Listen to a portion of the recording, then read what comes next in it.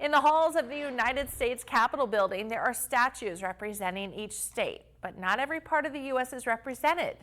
In fact, there are no statues representing the Virgin Islands or any other U.S. territory, and members want to change that. Our correspondent Rachel Knapp explains.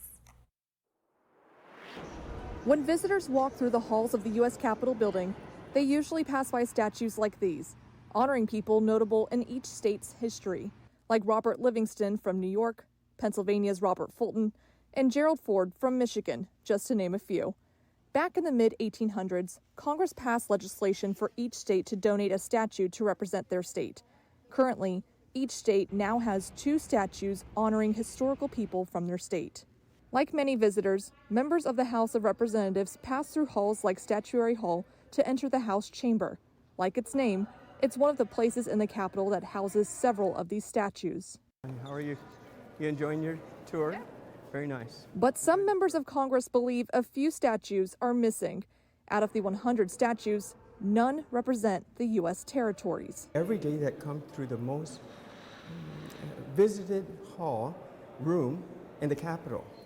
And since the 1864 is when Congress authorized the states to have a statue placed. From that day until present, every of the 50 states have had a statue placed there. That's over 159 years since this has passed. But yet, none of the territories are represented. So maybe we were forgotten, but that was a long time ago, and I think we should be remembered. Guam's Congressman Jim Moylan, along with the other delegates from the U.S. territories, are sponsoring legislation to include statues representing the territories. Moylan says by enacting this legislation, the U.S. Capitol would then represent all of America. It's time we have equity. We are citizens. We are U.S. territories.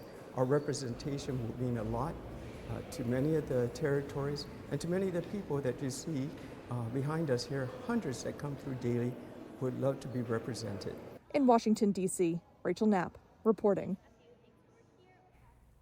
The architect of the Capitol says proceedings for the donation of a statue usually begin in the state legislature, and Moylan believes there's enough support in this Congress to pass that legislation.